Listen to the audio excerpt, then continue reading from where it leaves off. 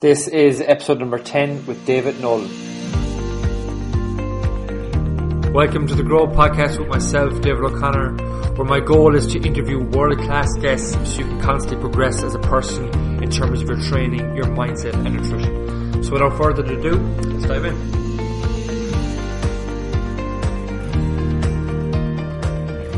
How are we keeping, guys? A big welcome back to the Grow Podcast, and I've kind of hit a bit of a milestone today. Like on the 10th episode, I kind of wanted to just get the first 10 episodes over with first. I didn't really know how long they were going to take me.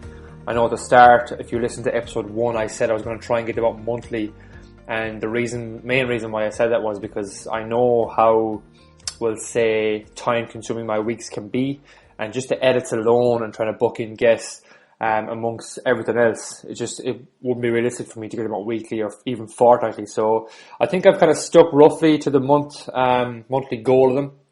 Some have been a bit sooner than a month and whatnot, but I will try and increase that for the new year, but we'll see how things go based on the feedback I get. And today I have David Nolan on the podcast, who I met at the European Powerlifting Conference that was on down in Limerick earlier in the year.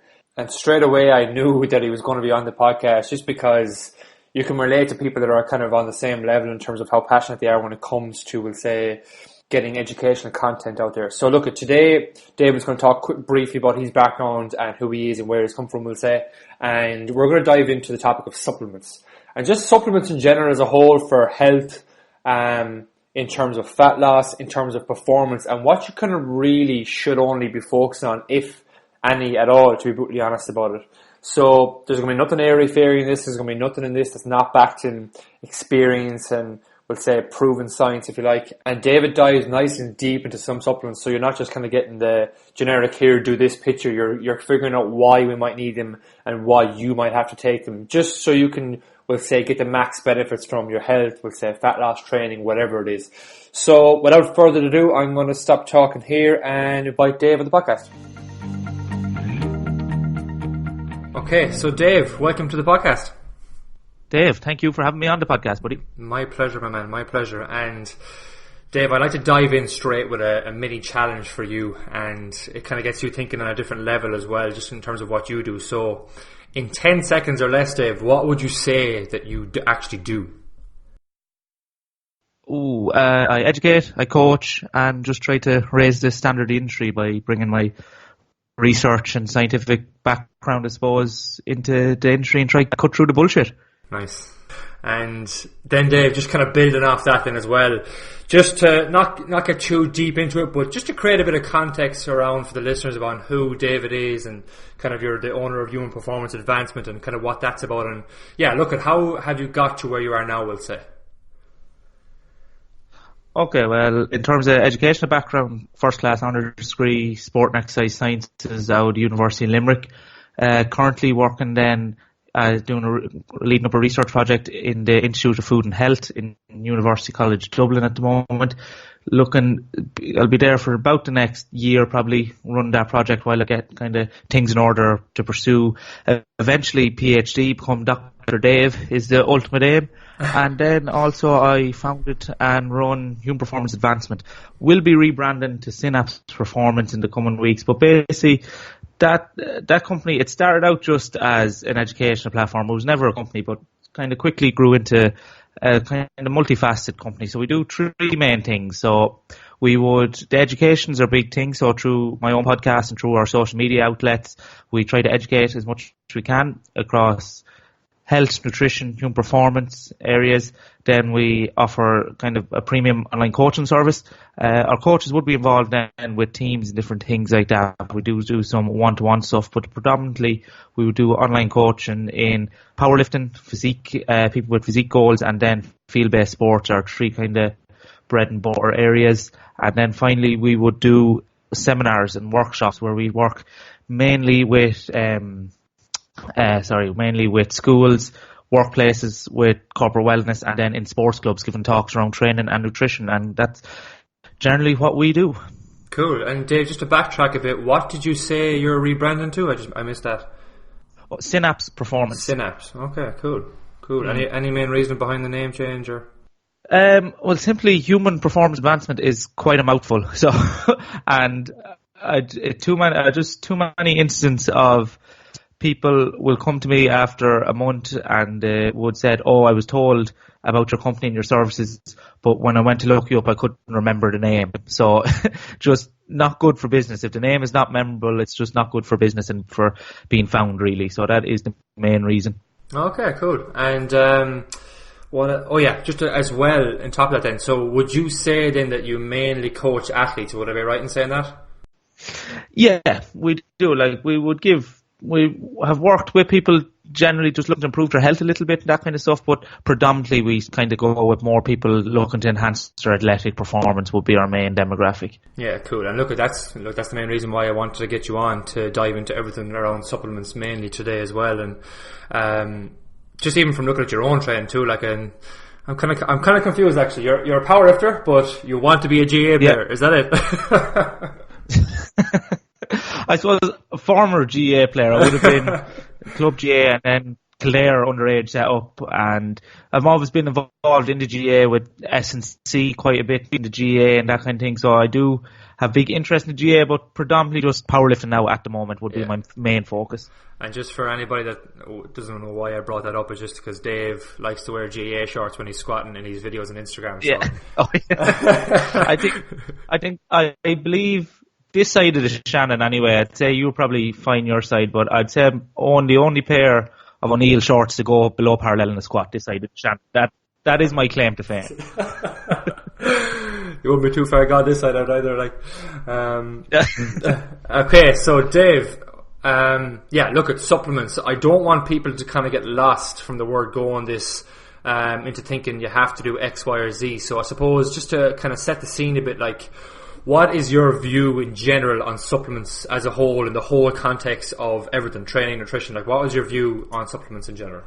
Okay, yeah, this is an interesting one to get into, and I think I'll premise the conversation by saying, because I talk a lot about, and if anyone follows me, about only talking about stuff you're knowledgeable on and staying in your lane and scope for practice. Anything I know about supplements has been learned. Even though I work in the Institute of Food and Health, I don't actually have a formal qualification in nutrition. So it'll be all my background in sport and exercise science. So I'm not a registered dietitian. I could call myself a nutritionist because that's not a protect term. Anyone can call themselves a nutritionist. So if I wanted to, but everything I know is through independent research, from listening to great guys in the industry, and just from general experience. So anything I say is not professional medical advice, but we can get stuck into it. Supplements as a whole, supplements are a very interesting one, because supplements is what, when we talk with athletes and work with athletes, supplements is what athletes are interested in. That's what they want to know. And supplements, we know, comes at the very top. Like Eric Helms is great there, the nutritional pyramid. That's lays it out basically, and supplements come at the very top. It's the last thing you should worry about. Supplements can give you a performance increase. It's going to give you that, now without exact figures, say that 1 to 5% increase in performance, if that, depending on the supplement. And athletes tend to get bogged down in what can they take to increase their performance by that 1-2%, and forget about the things that will actually give them that 20-30% increase. The getting proper amount of protein, carbohydrate, getting proper fuel into their body, and looking after the more basic things. So supplements, again, they are the cherry on the icing on the cake, cherry on the top. It's like supplements. If you're building a house, supplements are your roof, or you're painting the walls. So a lot of people, you don't paint the walls before you get the roof put on the house. It might make it look a bit prettier, but it's not going to really do much for your structural integrity. So if you're worrying about supplements and you haven't fundamentals and the principles of nutrition in place and consistent with it, one, you're probably wasting a lot of money, and two, you're really you're majoring in the minors, and you're letting the big things that will make you a better athlete go, because you're concentrating on the small little things. So supplements, not essential. Once you have the foundations in place, they're the icing on the cake, then they can really give you that little bit of a boost, but they're not going to transform your athletic performance. Okay, brilliant. Yeah, and I suppose, Dave, as well, it's the same for fat loss, isn't it? It's the same for health as well. Like, you can't miss those the compounds, we'll say, of nutrition. So like you mentioned the Eric Helms pyramid, and for people that don't know that, like, it's basically saying if you picture a pyramid in your head, at the very, very end of that pyramid you have your energy balance. So like calories in versus calories out is the easiest way to look at that. After that then is it macronutrients and food quality and nutrient timing, and then supplements are at the very, very top. So it's the last thing really you should be worrying about. And some people, when they start something, it's one of the first things they worry about, like fucking whey protein and creatine, all this kind of stuff. And we'll get into that in a minute, like, but I'm going to backtrack again, David, another bit as well, because I really like the way you opened up the podcast, and that's something that I drive home every now and then, even for myself, but something I don't say often enough, and I thought it was brilliant, just staying within your scope of practice. And I'm the exact same. Like, all I'm trying to do here with this podcast is get quality information that is backed in, let's say, proper research and science, number one, and just experience and results, number two, kind of mainly, I suppose. And I'll never talk about anything unless I have researched it extensively or first-hand experience in it. So, no, I like that, and just kind of to drive that home really is all that was about. So, 1 to 5% increase in performance. And in terms of fat loss, Dave, what are your views on supplements then in terms of fat loss? Same thing? Yeah, in terms of fat loss, like, 2001, the way I always talk this, because people, like, I have worked for my sins. I have worked in when I was back in secondary school, I've worked in supplement shops, a health food shop that sells a lot of supplements. I won't name names, but I've been in that industry. I know the dark side of it, and most of them are complete gimmicks. When it comes to fat loss, like, there's no point debating. I think it's overly debated now. People generally, like, we all know a calorie deficit is necessary. You've done the basic episode. We're not going to harp on about that. If anyone tells you any different, you don't want to be in negative energy balance to reduce your body weight, it's basic thermodynamics. So, like I always say, fat loss is very, very simple. You have to consistently be in an energy deficit. How we get people to consistently do that, that's much more complex, and that's where the secret to kind of curing obesity and all this lies is, like, physiologically we need people, it's an overconsumption and underactivity problem. That's what obesity is. So we just need to get that balance right. How we go about getting everyone to do that consistently is much more interesting. But in terms of supplements, what I always say is, I ask people in a room to put up their hand if they think there's any pill or powder that they can take that will magically make them lose weight. They don't really have to do anything else, but this supplement will make them lose weight. Not one person has ever put up their hand. No matter where I've talked, no one. And then I turn around and it's like, okay, why is the fat loss supplement industry such a huge multi-billion euro industry if every one of you here don't know? And what's interesting, I'll do an anonymous survey. Within those rooms, generally you see a third to half of people have tried a supplement for fat loss. So even though no one believes that it works, people are still using them. And this is because it's basic marketing. We don't buy with our intellect, we buy with our emotions. So people are intelligent enough to know that these supplements don't work, but there's that little insecurity within inside them that says, look, I know it doesn't work, but maybe it'll work for me. Maybe I'm that exception. And they're willing to spend the money for desperation and hope. And how I always kind of bring it back, there's research in 2012 that estimates obesity cost in the US government $20 to $50 billion a year, directly and indirectly. The estimates are so huge because there's a lot of things like, say, type 2 diabetes, referral sickness from work that they can't directly link to obesity, or it's too hard to say if obesity was the direct cause. But it's in the region of 20 to 50 billion. And every government around the world is pumping huge money into obesity research. And it's not, let's be frank, it's not because governments give a shit about whether people are healthy or not. It's every government works on pure economics. An unhealthy population costs the government money. Their people are out of work, they're not contributing tax to the system, they're a burden on the healthcare system, they're taking welfare and sick leave, this kind of thing.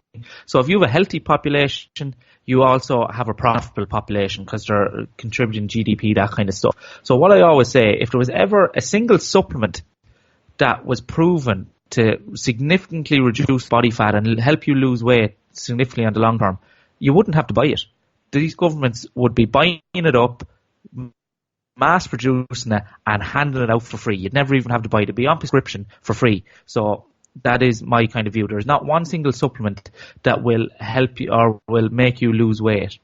But saying that, there are certain supplements which are beneficial to as kind of more a strategic element. Like say if you're on a calorie deficit, more than likely, for most people who are looking generally to lose weight, hunger will be something you probably have to deal with. If you're clever about it for just general population looking to reduce their body fat, you don't really have to be that hungry if you're going with the right food diet and that kind of thing. But say for an athletic population, say for people that want to get down to really lean levels and really low body fat, more than likely hunger is something you're going to have to deal with. Like if you're going to be a physique athlete stepping on stage or looking to get absolutely ripped, shredded, to use the terminology, hunger is something you're probably going to have to deal with at one stage. And we've supplements that can maybe help deal with that hunger and kind of help you cope better. Caffeine being a great one. Even if appetite's one of your problems and you just struggle to eat less, 1 or 2 more black coffees a day, a nice appetite suppressant, bit of a buzz, helps you just cope with the deficit itself. Like people say caffeine's going to stoke your metabolism, this kind of thing. A lot of people who use the term metabolism don't understand what it means. But if they're talking about just increasing your metabolic rate, caffeine does that. There's a big difference between what is statistically significant, which caffeine statistically significant increases the metabolic rate, but real world significance, the extra calories burned through caffeine, it's not going to translate to any significant fat loss.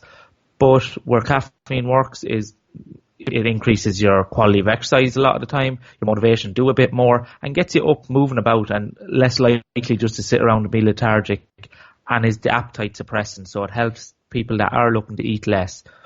On top of that, not much else for fat loss. If it depends on what strategy you're using for fat loss. If there's certain strategy you're using is cutting out certain food groups, then maybe some certain vitamins or minerals may be appropriate there to make up for any potential shortfalls.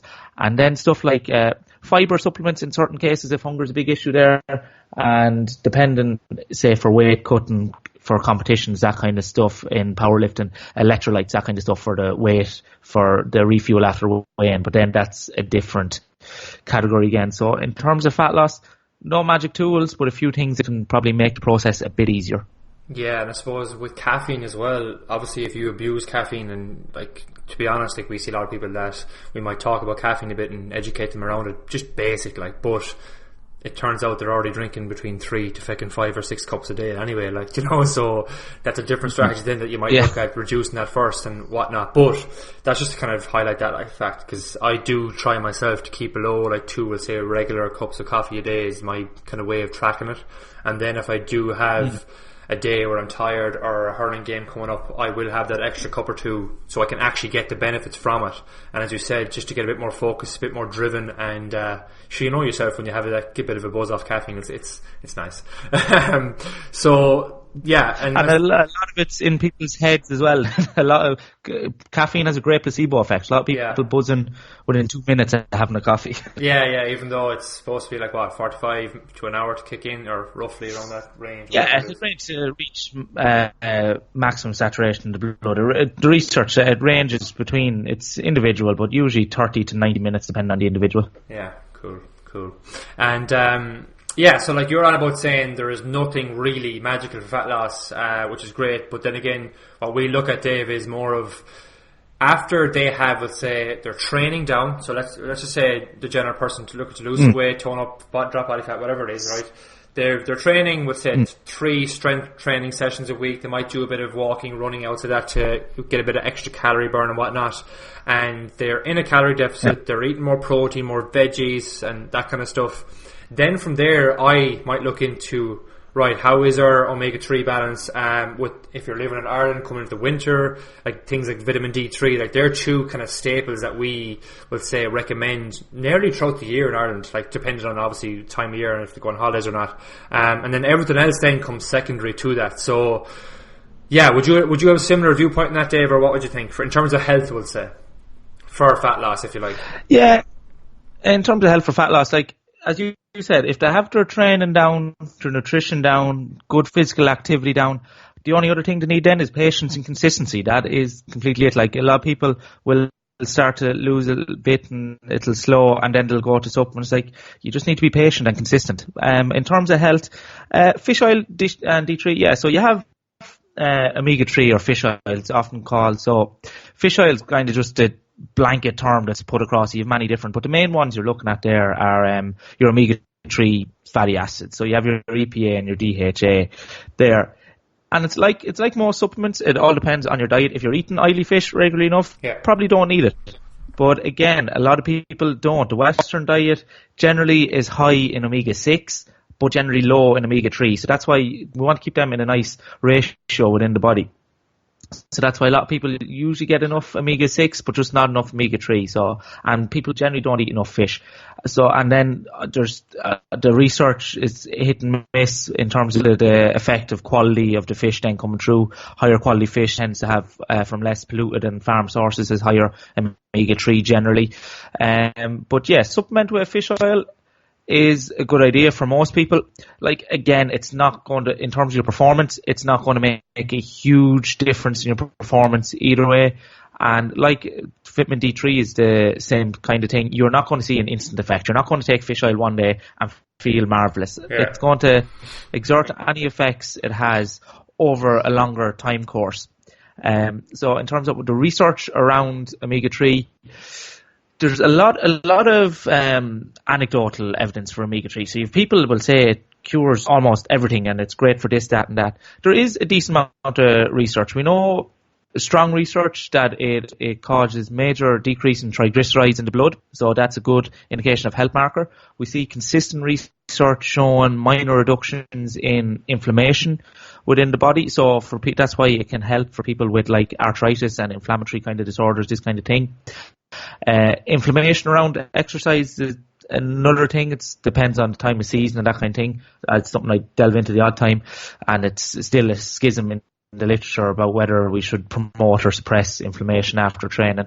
And then there is some anecdotal and some literature showing that omega-3 and fish oils can help with reducing DOMS or delayed onset muscle soreness. But the research that I have seen, that's people taking nearly 6 grams of fish oil after training. So that's a significant amount you'd have to be taken in to see those kind of effects. But anecdotally, I have people, and some people say that fish oil will help them with a decrease in muscle soreness. The exact thing, what my view of any supplement, especially when it comes to supplements for health, but supplements in general, you have to think risk versus reward is the main thing. So what are the possible benefits of this supplement, and then what are the possible negative side effects? So say fish oil, other than a bit of maybe bad breath and burping afterwards, there's not a huge danger in taking fish oils. There's no real negative side effects. And just actually quick practical tip, if anyone does have that issue with the fish burps or whatever,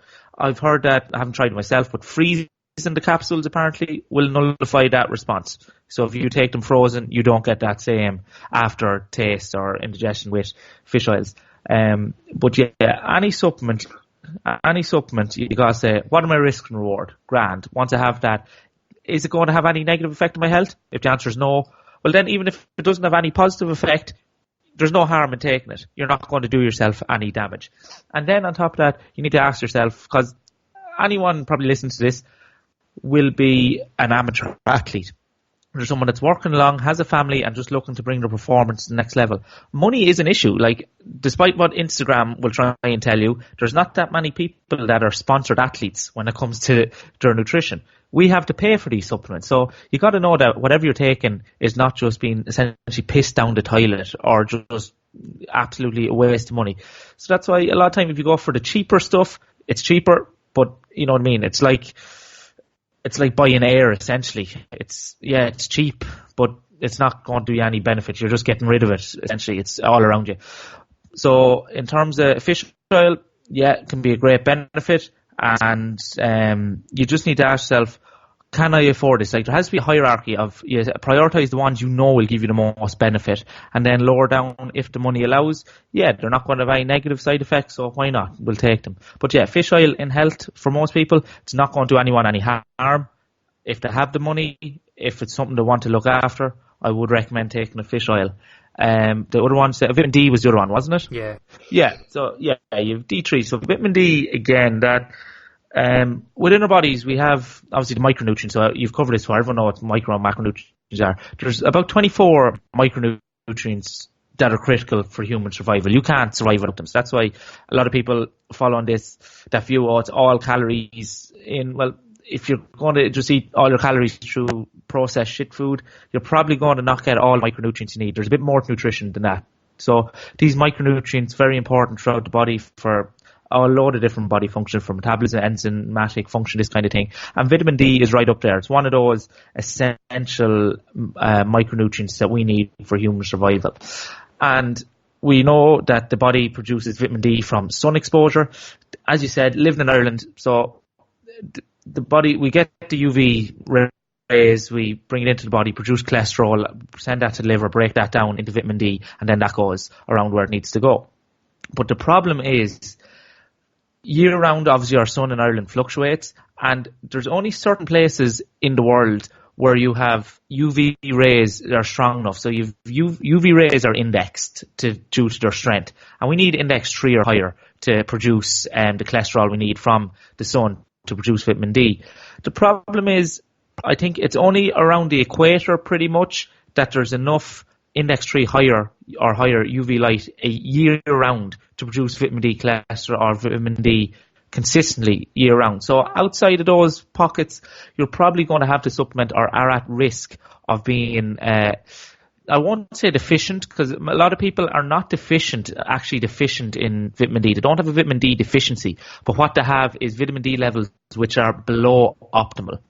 So they're not at the severe health risk of vitamin D deficiency, but their levels are not where they are for optimal health. So a vitamin D and, as you said, D3 supplement is better.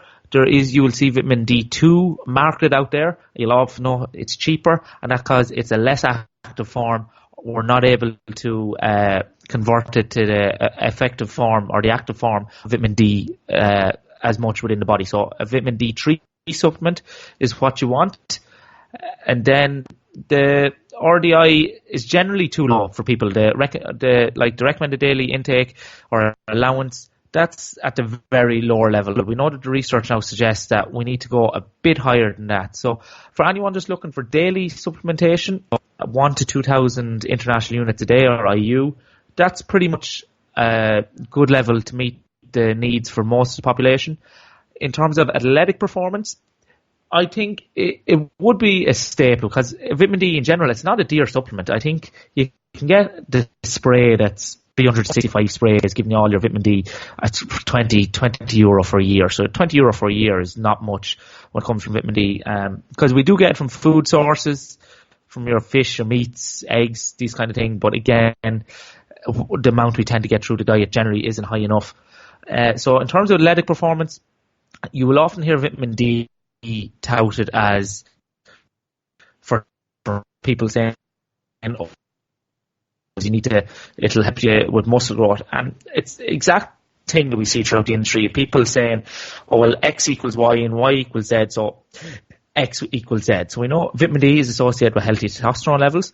You can argue testosterone levels are associated with muscle growth and strength. Therefore, vitamin D is good for muscle growth and strength.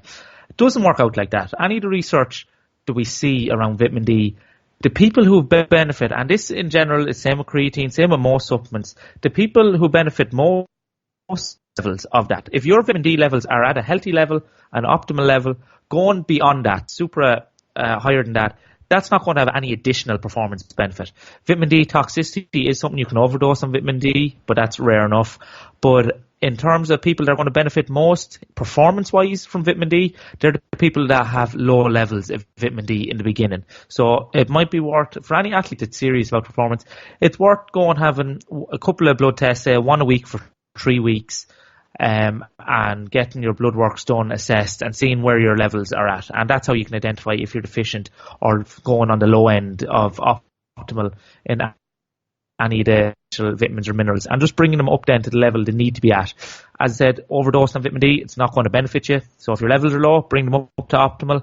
And vitamin D is one of those things that we tend to just store it in the body and use stores. It doesn't tend to be, it's a fat soluble vitamin, so we tend to store it in our fat stores and keep it there. So it could be a course of, even if people want to budget in just the winter months, stocking up vitamin D. Again, not going to do you a whole lot of harm taking it year round, but if you go off for 2-3 months, don't worry. Once you have a sufficient build-up vitamin D in the body, you're going to be fine past that. So in terms of health from vitamin D and fish oils, yeah, if you have the money, they're two staple ones you should go ahead and invest in. Yeah, and like as you said, if you're getting enough fish on a weekly basis through your diet, you probably don't need an omega-3 supplement. But even for myself, like I know I'm kind of slacking it off lately. So do you know, I have it there in the press. It's like I think it's of combined EPA and DHA value within that. It's like 1.8 grams per 5 ml of a teaspoon. It's not. I don't even take the capsules. I take oil. It's worse again. But there's orange oil mixed through the one I have, but it's not too bad. But you know, I'll take that every now and then. I don't stress out about taking it. Like it's the same with D3 as well. The kind of one I use, I think it's €6 for 180 capsules. I think, and I think they're either 3,000 or 5,000 international units on that bottle. And I'll take them every now and then. Every time I think of it, to be honest, I'll just take it. Like, but I know it's grand. Like, so. And I suppose my views around it too, Dave, is that like if things can be made better by taking essential stuff that the body does need, I'll do it, like as long as it doesn't cost a fortune. So I suppose we probably should have made that clear at the start, the risk versus reward thing, and whether or not you can afford to take them as well, because supplements can rack up over time. And I suppose, and I suppose the next one, Dave, it's fairly straightforward. We don't need to dive too deep into it as well, like, but whey protein, again, some people are still a bit dogmatic around it in that they think that it's going to make you jacked, or it's bad for you, or protein's bad. But the easiest way I educate people around whey protein is that, look, it's a convenience to bump up your protein intake for that day if you're slacking on protein through real food. And that's kind of all I say about it, really. If people want to ask a bit more, we dive a bit deeper. But would you have any different views on that yourself? No, pretty much. Like whey protein, very convenient, very high quality protein source. So is it essential? Not at all. Like we know from the research, total protein is the kind of main thing. Like for most people, unless you're looking to get to that elite level, at Olympic level, where you're going for the minute or stepping on stage at the elite level, you're looking for those tiny differences, then your protein sources, well, most of them are from, say, good quality protein sources. If you're vegan, that's a different story, or vegetarian. But say anyone with a standard diet that's getting most of their protein from eggs, meats, chickens, fantastic. Once they're hitting their daily, like a lot of people, again, majoring in the minors, focus on hitting your total daily protein consistently. Once you have that down from good sources, so chicken, meats, if you're throwing whey in there, whey is not going to do anything magical. It's high in leucine, it's high in the BCAAs, all this kind of stuff. It's just an overall good quality source. But so is fish, so is chicken, so is eggs, so is dairy. And so focus on getting your total daily protein in. Once you have that down consistently, then focus on getting splitting that nice and evenly every, say, 3 to 4 hours. So you stimulate MPS on a regular basis with getting your, depending on your body weight, say 25 to 35 to 40 grams in each of those servings. And then once you're doing that consistently, make sure that each of those servings has 2.5 in around 3 grams of leucine per serving. That's if you want to get very meticulous about maximally stimulating MPS as often as you can. And past that, there's no really need to freak out. Like if you're just getting total daily protein in, things are going to pretty much look after themselves. You're not going to make a huge difference. But if you're someone that's obsessive and likes, well, not even obsessive, someone that likes to be a bit more kind of tuned in, then every 3 to 4 hours, get your protein in consistently. On top of that, as you said, whey protein, it's nothing magical. It's not dangerous. We know from Jose Antonio's work there, Professor Jose Antonio, fantastic work on high protein diets. We've seen people go to extremely high levels, up to 4 grams per kilograms of protein a day, which is, to be honest, would be sickening nearly to eat, very difficult to eat. And we see those on that diet for the guts of a year and no negative health consequences. Again, once you don't have pre-existing medical conditions, that's a caveat to everything. Like a lot of, so yeah, before I one little tangent. So before I go on to that, whey protein, very convenient, very cheap, to be honest. You don't need to go for a very expensive brand. A lot of people get caught up in the market, and you just need a good quality whey protein from, I won't name companies, but ones that focus on raw ingredients and don't put a lot of money into their packaging or developing the artwork on their packaging are probably the best ones you could be going for. But in terms of people, as you said, you see people giving out that high protein is bad for you. And they're like, oh, well, they always drag up one or two cases of people coming with kidney failure, renal disease, renal failure because of high protein. That's where there's two main avenues where the myth of high protein being bad for you have come from. One is from rodent studies, where they gave rodents very, very high levels of protein and their kidneys shut down, essentially. But the problem is the amount of protein they gave to a rodent, if you were to extrapolate that and give that to a human, there is no conceivable way that a human would take in the same ratio of body weight to protein that those rodents were fed. It just can't be done. So they gave them a level of protein that you will never ever see happen, and their kidneys couldn't function. And the second one, and this is where my talk with Stu Phillips really brought this home. In Canada, I don't know about other places, if you're a registered dietitian, you have to work a work placement on a renal ward, so people with kidney disease. And people with kidney disease are put on a low protein diet, and a low creatine diet. And that is for the simple reason that we know your kidneys process urea, these kind of things, breakdowns of protein and creatine as well. If you have a pre-existing, so if you already had a kidney disease, eating more protein is putting excess strain on the kidneys and they can't handle it. So we reduce the protein. If you're healthy, your kidneys are able to deal with that protein. But, of course, people looked at people with kidney disease like, oh, they're on a low protein diet. That means that protein must be bad for your kidneys. Therefore, we shouldn't eat high levels of protein. Again, people just extrapolating from where there was no cause. If you are a healthy person, no pre-existing medical conditions or organ issues, then you can eat pretty much protein till your heart content with little to no risk on your long-term health. There is some research, correlative research, suggesting protein intake and cancer rates. Again, not my area. I'm not going to talk about it. But from talking to people who actually are in knowledge in that area, that research is very, very much within its infancy, and we don't have near enough to give an opinion one way or the other there. Yeah, and I think as well, we could have went off on a whole other tangent too there. You're talking about muscle protein synthesis and timing of protein and stuff, and I think we'll just avoid it, Dave, because I think we're going to go down a rabbit hole if we go that way. But I suppose the moral of the story with that one is whey protein is fine. It's convenient. If you enjoy it, take it. And and even just a side note on that as well, be interesting to see what you do as well, Dave. I take whey protein. I fucking love vanilla, but I usually put it in my porridge and yogurt. What else? That's about it. I never actually drink a protein shake. Would you be on the same lines or what? Yeah, I've a bag there of vanilla as well. I think exactly the same brand you have. It was on sale there recently. Like, boring bastards. That was my first bag of whey protein. I'd say that was my first bag of whey protein to buy within, I'd say 5-6 months. I had no whey protein. One of the main reasons for that is, and the other coaches, if anyone didn't know, the other coaches here with me at HVA, I lived with two of the guys. They bought it quite regularly, so I was using whey protein quite regularly, but it was more stealthily and on the sly. I was very bad for I'm very bad for stealing supplements if they're around. So I was using it, but again, wasn't buying it. But I have the whey protein there. Do I use it every day? No, pretty much. Depending on what strategies I'm using. Where I use whey protein, again, is for convenience. If I'm in a rush, I need a meal, have something, or there's a day that I need to take it just before going to gym or after gym. And like that, mixed into porridge, bit of good. That's a fairly good way of doing it, mixed into food.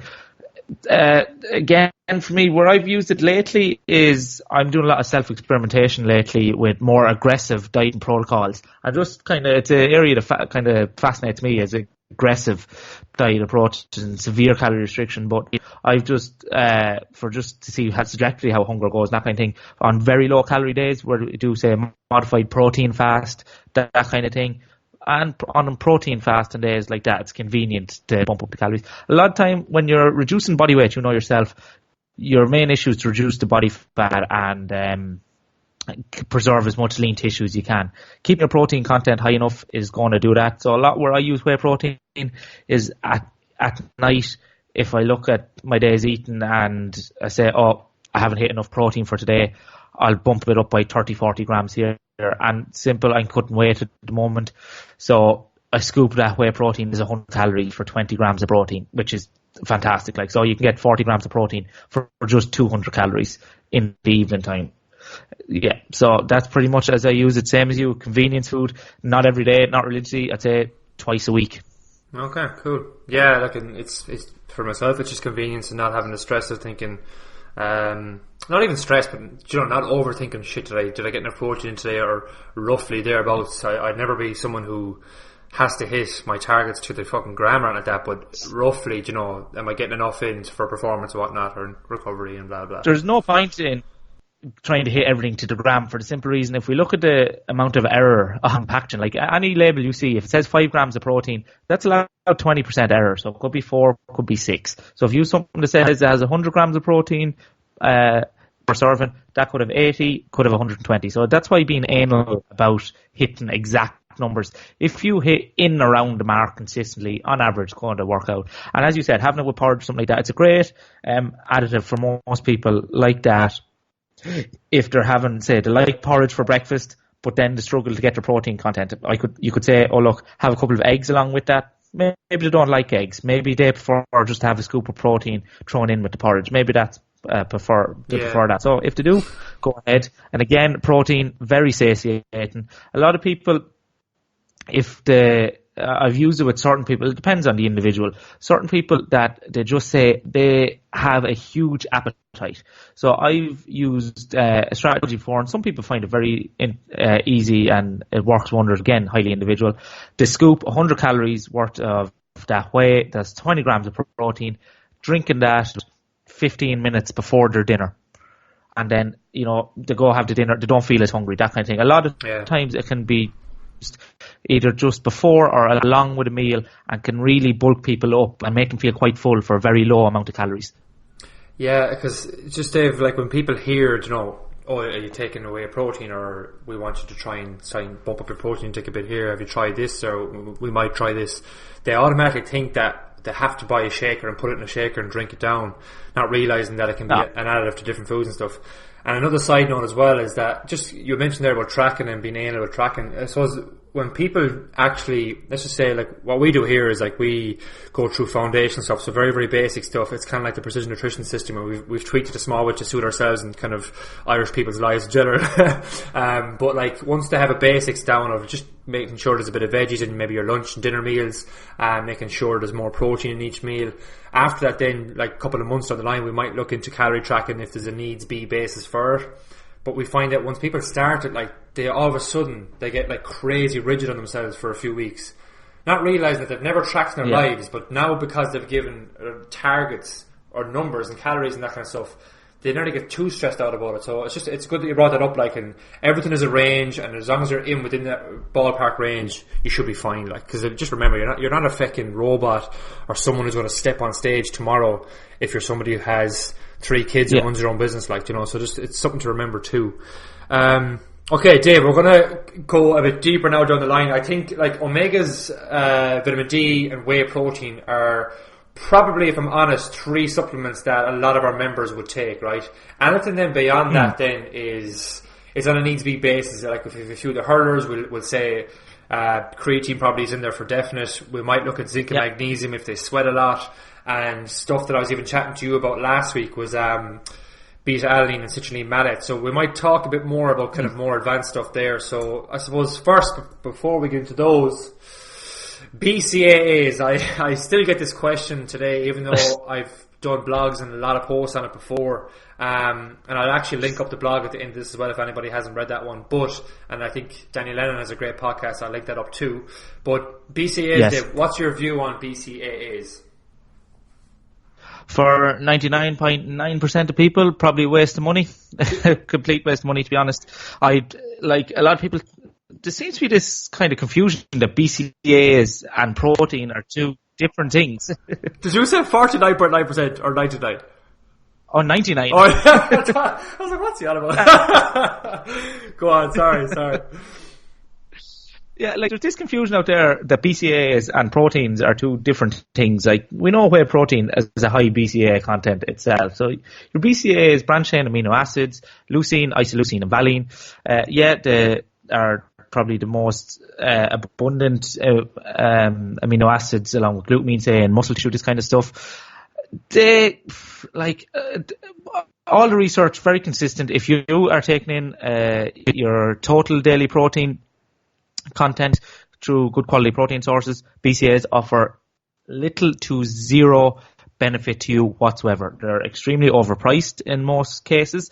So if you are someone that, who will they benefit? They'll benefit people whose protein intake is inadequate. So if you're not taking in protein, BCAAs, yeah, that's going to help you. But the question you got to ask yourself, why spend all that money on BCAAs when you could spend a fraction of the money on the whey protein and get your protein content up to where it needs to be anyway there? So it's putting the horse before the cart there. So anyone that's taking them because, as you say, they're taking in insufficient protein in their diet really just has their priorities wrong, because the money that's spent on the BCAAs could have brought whey protein and got a much better product that way. What about the guys then, Dave, that turn around and say, but I want to take BCAAs during my workout to prevent muscle protein breakdown or not lose any muscle during my workout? Yeah, again, people just really think, people think that once you drink something, it's going to go straight into your system.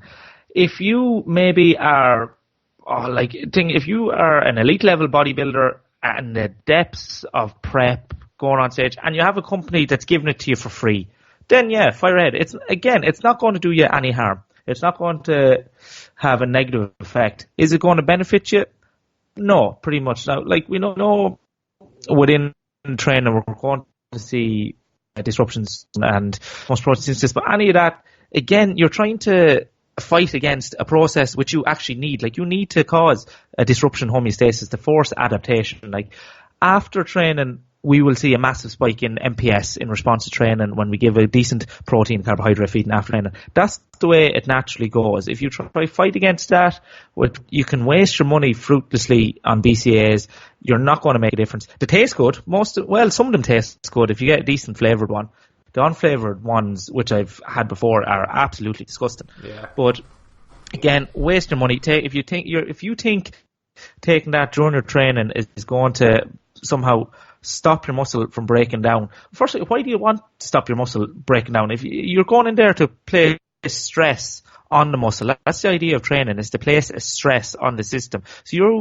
And that stress, the amount of stress being placed on the system through training, that's already predetermined. You have decided through your training programming how much stress you want to put in. So why would you throw in something in the mix that's going to maybe augment the amount of stress going on? So it's not going to improve the quality of your training. It's not going to make a huge difference either way in terms of muscle protein breakdown or synthesis, that kind of thing. It's not going to make a huge difference. If you're vegetarian or vegan, then maybe there could be an argument made for BCAA supplements, and more specifically just leucine by itself. Throwing that in with some of the vegan meals can be a good benefit for the simple reason that the vegan protein sources don't tend to be very high in leucine. So yeah, I have a vegan client, and one of the recommendations hers to supplement leucine or BCAAs, whichever is handier, along with meals. Is it going to make a huge difference in the long term? Probably not, but if it's, again, for that person, it's a cheap alternative that they can kind of see some sort of improvement. But I don't think we should spend any more time on this. BCAAs, if you're getting them for free, yeah, go ahead. If you have to pay any money at all, you're being a bit of an idiot, to be honest. Yeah, so we'll round it up and just say don't buy BCAAs. Yeah, and I have seen them strongly promoted in certain GA sectors, and really, not by official GA people want to promote themselves to the GA, and I've seen the rationale they've put forward for it, and again, not based on research. Anyhow, we'll move on. So creatine, Dave, quickly, let's dive into it. Creatine, fantastic supplement. I don't see anyone in the population that should not be on creatine. Creatine is anyone, a healthy person in the population. You have a pre-existing medical condition, namely kidney or liver issues, then creatine is not one for you. You have to be going to your GP and get that cleared.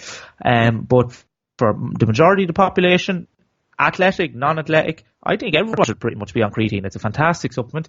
We've seen it is one of the most researched supplements on the planet, extremely safe, the efficacy and research and safety of it's highly researched. It's going to improve your performance more than likely. Now, people think creatine is going to be a wonder supplement. It will probably lead to a performance increase. It's not going to lead to a massive increase. It'll add maybe a couple of extra kilos over the course of months to your lifts. It'll increase your speed and your sprint performance, maybe that tiny little bit. But it's not going to have that, like people think, oh, take creatine and you turn into a phenomenal athlete. Doesn't work that way. Creatine, very cheap. Just get creatine monohydrate, 5 grams a day for most people. If it's a light woman, 3 grams a day. Probably if it's a really super heavyweight athlete, then maybe up to 6-7 grams a day. Every day, doesn't matter what time of the day, take it religiously every day, and that's pretty much it. Don't bother loading, don't bother. It's one of these supplements. Its effect isn't instantaneous. You have to saturate it within the muscle. And that's pretty much it. And it's been linked to, I've seen it recently linked to improving sarcopenia in elderly populations. There is some research suggests it has cognitive benefits, aiding in cognitive decline and that kind of thing. So all around, for your health, great supplement. For athletic performance, great supplement. No need to go with the modified versions. You'll see people saying go with Lester, creatine, these kind of things. Creatine monohydrate, depend on your body weight, 3, 5, 7 grams a day. Simple as that. Perfectly safe. Cool. Yeah, and like people ask why, and as you said, increasing performance, maybe reps in the gym, a bit more sprinting, whatever it is. It is a no-brainer really. Like, and I don't know if you're the same, but I remember when I first started taking it, I do remember like the little boost it gave me, and I remember then when I came off it for holidays and went back on again.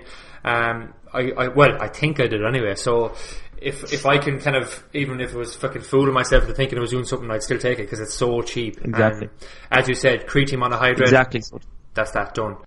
And in terms of creatine, just I think my buddy Arthur Lynch over at Sigma has a great article on just the FAQs. I'll send you the link to it. FAQs around creatine supplementation, because again, I have seen some absolutely ridiculous claims made about creatine the last couple of weeks. First of all, you'll hear people say creatine makes you very watery. All that water is drawn in intramuscular, so it's within the muscle cell, so it doesn't make water sit below the skin. And how creatine works, very simple mechanism. We know in our bodies that we ATP, adenosine triphosphate, is how we produce energy from muscle contraction. We liberate the third phosphate. So if you have adenosine, you have 3 phosphates. We separate the second and third phosphate, and within that bond is energy.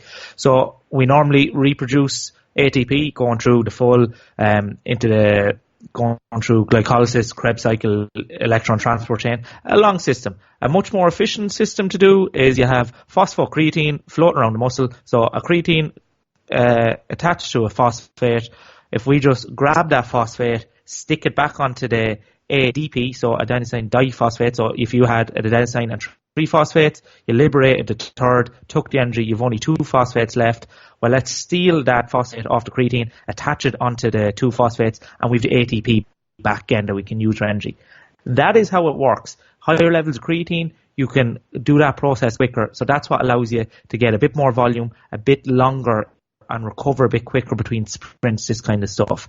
If someone tells you that creatine works by pulling water underneath the muscle, and that means that when you put tension on the muscle is able to bounce the weight up a bit easier, and it increases strength that way, that is completely false. I'm just putting that out there right now.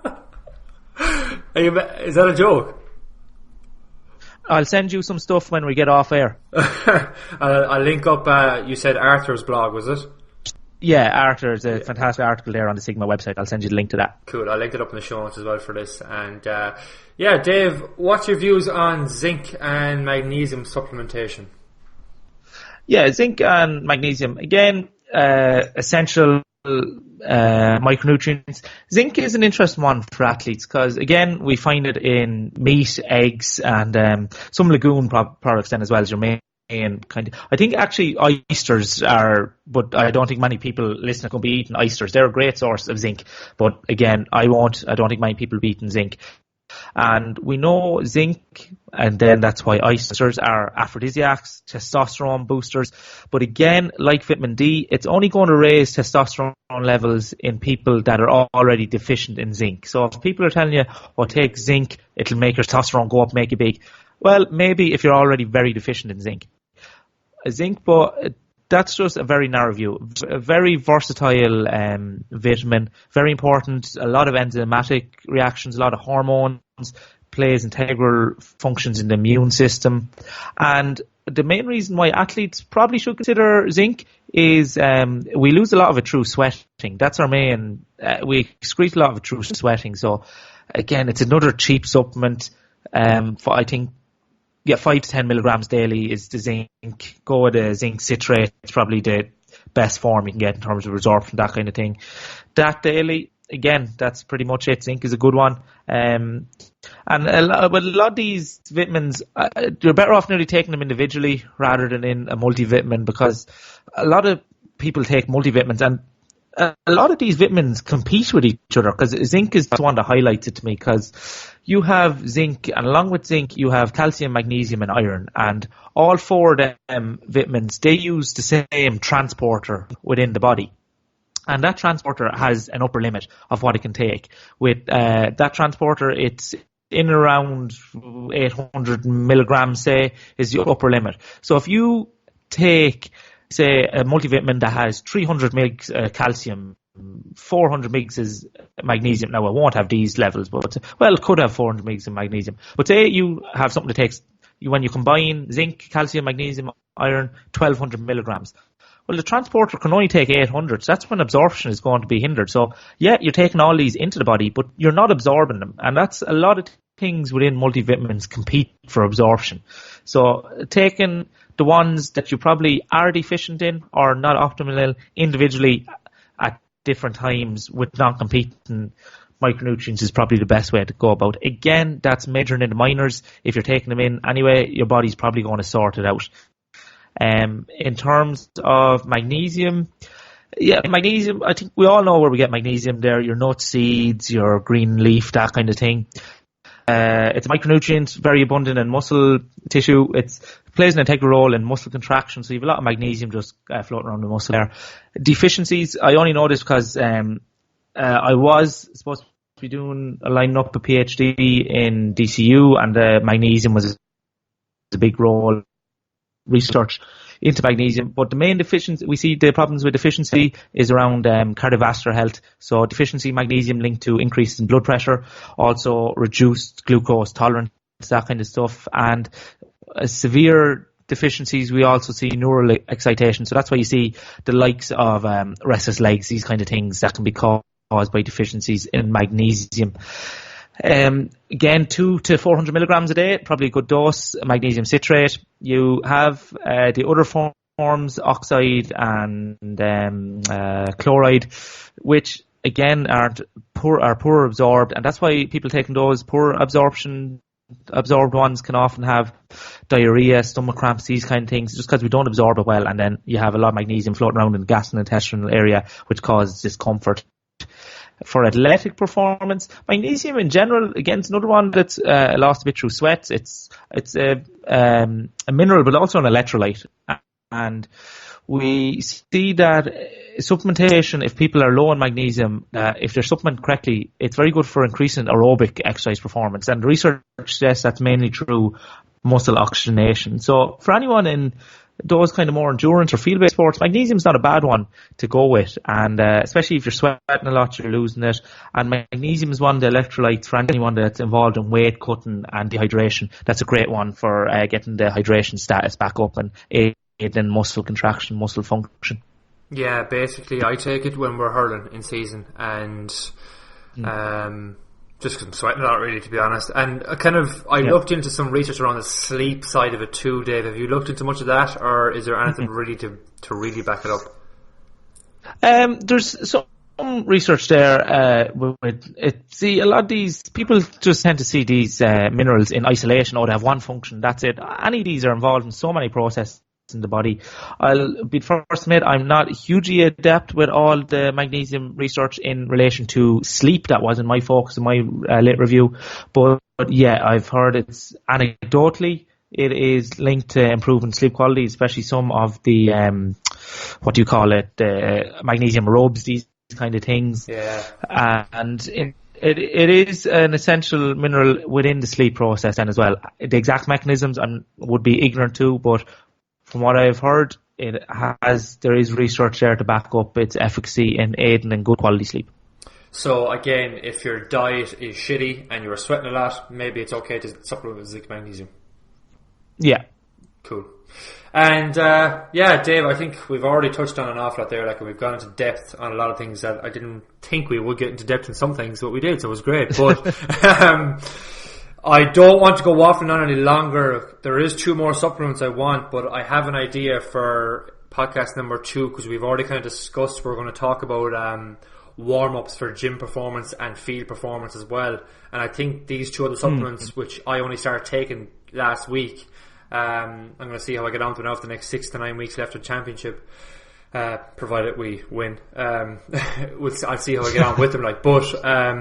That can tie in nicely to the next podcast. So I think we'll start rounding it up from here, Dave. And fair enough. Yeah, look at I had one question that I always used to ask in relation to the previous year in the podcast, but I think it kind of got outdated after the first 3 months. So I'm going to scrap that, and I have a new one. So Dave. Oh. It's an easy one, and it's more like a roundup than anything. But if there's like a sentence, right, or a few things you'd consistently drive home after what we just talked about, what would you say? So maybe you might be able to, you might want to break this up into 2 topics. You might want to break it up into fat loss / health and then performance, because there is a bit of an overlap there. So yeah, look at what few things would you consistently drive home on the topic of supplements?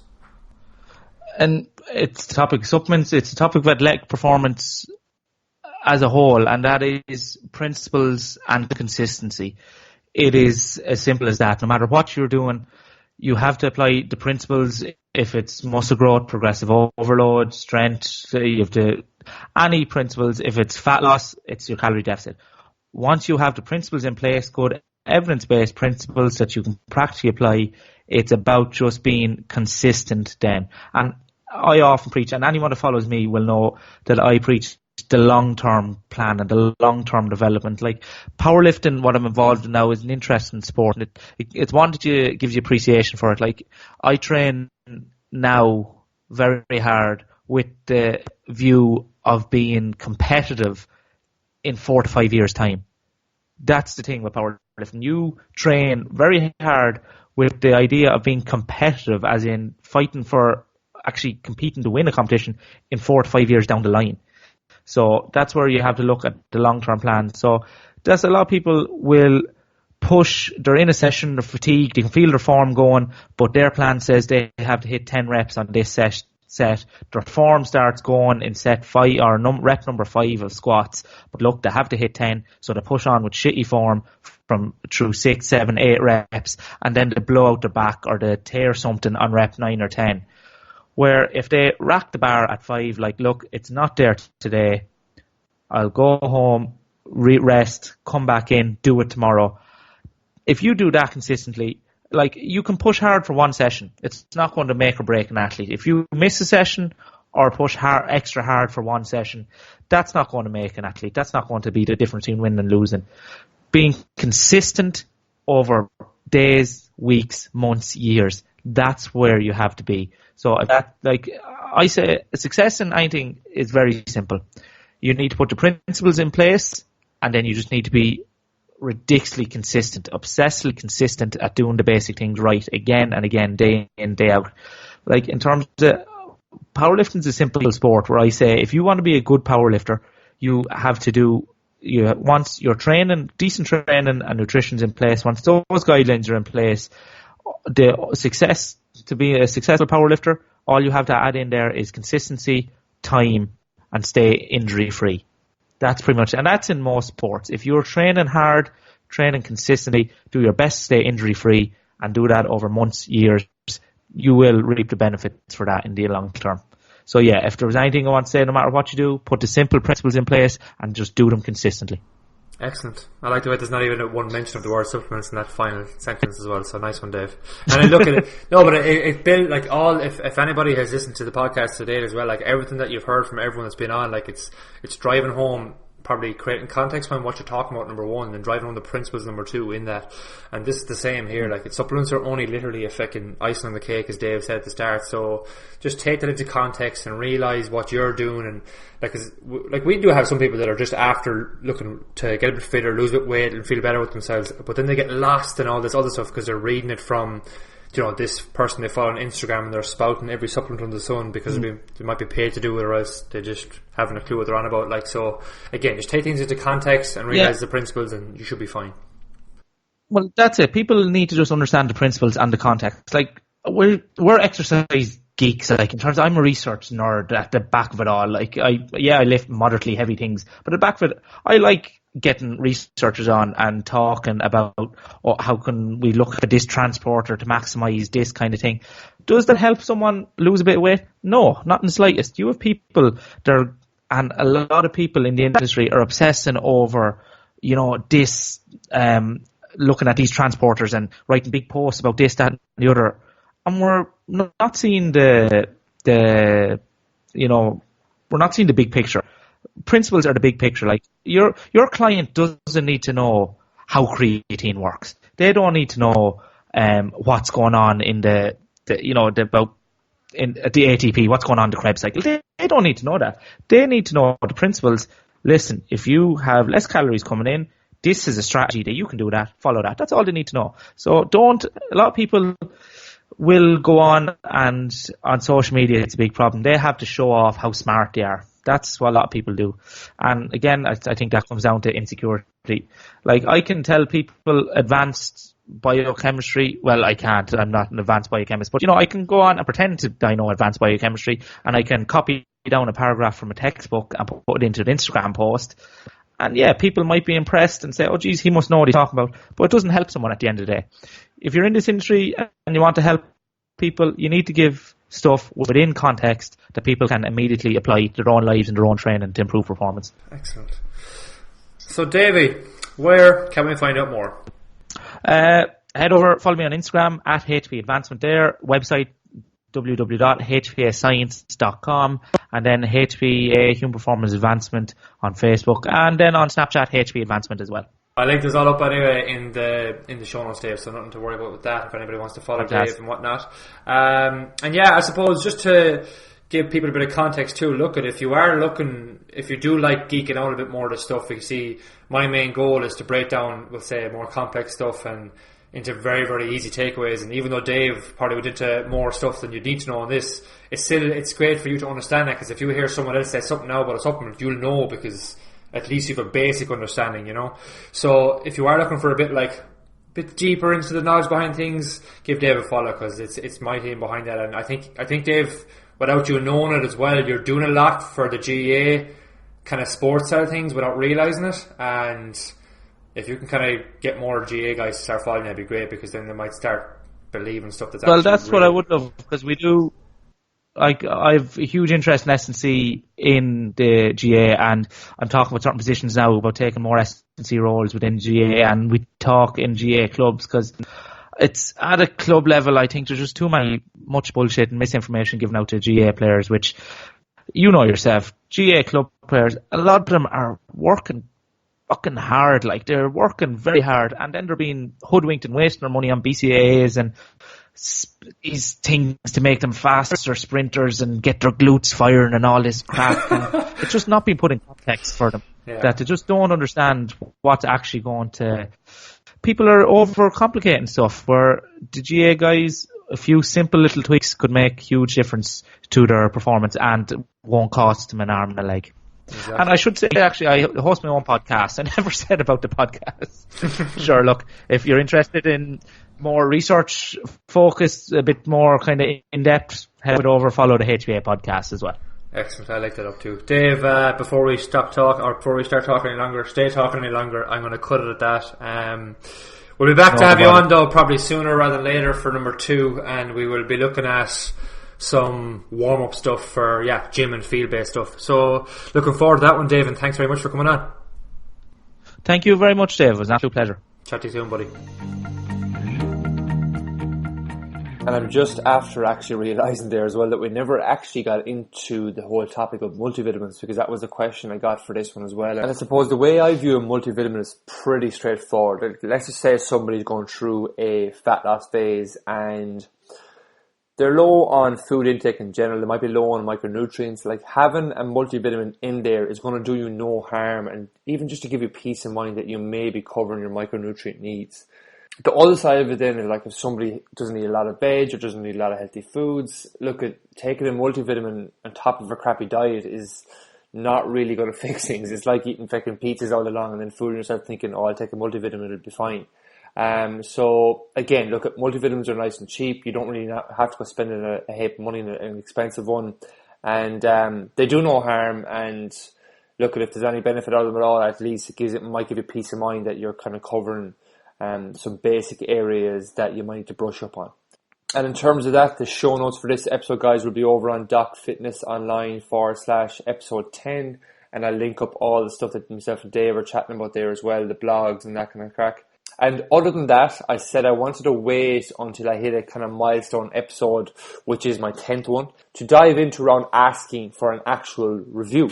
So, like, if you review the podcast over on iTunes, it gets basically shown to more people, and more people that like kind of, will say, health and fitness stuff are searching for podcasts, they'll find it easier, and it'll just become known a bit more. So look, at if you find you're getting a bit of value from these, if you enjoy tuning into them and whatnot, I would be massively grateful if you could drop me over a review there on iTunes, and I will leave a link on the show notes to do that anyway.